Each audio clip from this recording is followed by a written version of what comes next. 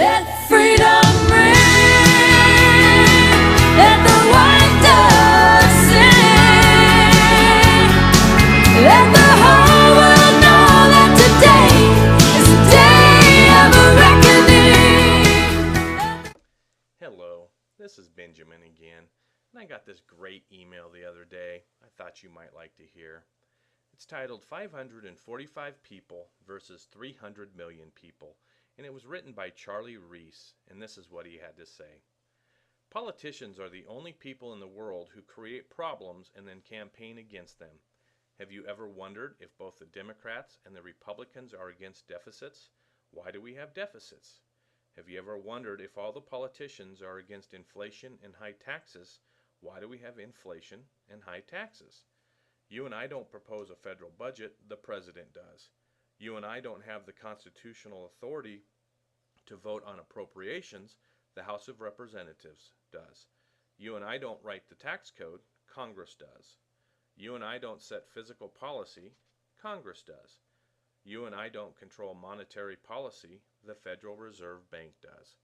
100 senators, 435 congressmen, 1 president, and 9 Supreme Court justices.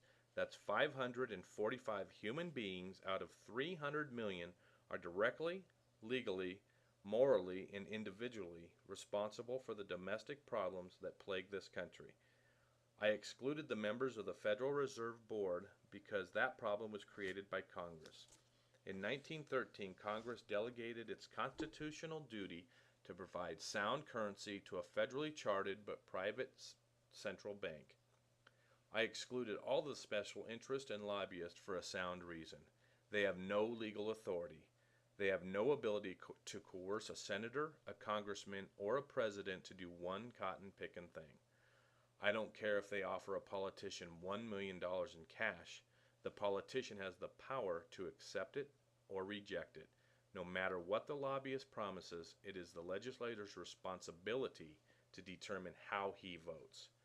Those 545 human beings spend much of their energy convincing you that what they did is not their fault. They cooperate in a common con regardless of party. What separates a politician from a normal human being is an excessive amount of gall. No normal human being would have the gall of the speaker who stood up and criticized the president for creating deficits. The president can only propose a budget. He cannot force the Congress to accept it. The Constitution, which is the supreme law of the land, gives sole responsibility to the House of Representatives for originating and approving appropriations and taxes. Who is the Speaker of the House? Nancy Pelosi. She is the leader of the majority party. She and fellow House members, not the president, can approve any budget they want. If the president vetoes it, they can pass over it, the veto, if they agree to. It seems inconceivable to me that a nation of 300 million cannot replace 545 people who stand convicted by present facts of incompetence and irresponsibility. I can't think of a single domestic problem that is not traceable directly to those 545 people. When you fully grasp the plain truth that 545 people exercise the power of the federal government, then it must follow that what exists is what they want to exist. If the tax code is unfair, it's because they want it unfair. If the budget is in the red, it's because they want it in the red. If the Army and the Marines are in Iraq, it's because they want them in Iraq. If they do not receive Social Security but are on an elite retirement plan not available to the average person, it's because they want it that way. There are no insoluble government problems. Do not let these 545 people shift the blame to bureaucrats, whom they hire and whose jobs they can abolish, to lobbyists whose gifts and advice they can reject, to regulators to whom they can give the power to regulate and from whom they can take the power away. Above all, do not let them con you into the belief that there exists disembodied mystical force like the economy, inflation, or politics that prevent them from doing what they take an oath to do. Those 545 people and they alone are responsible. They and they alone have the power. They and they alone should be held accountable by the people who are their bosses.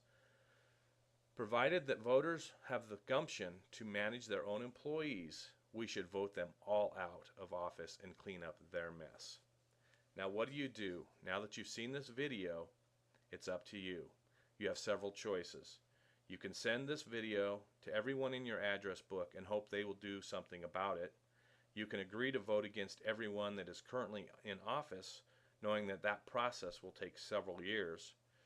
You can decide to run for office yourself and agree to do the job properly. Or, lastly, you can just sit back and do nothing or re-elect the current bunch. I say, wake up, America. Please join me and send this video to everybody you know. And please join me at IamOneAngryAmerican.com. That is IamOneAngryAmerican.com.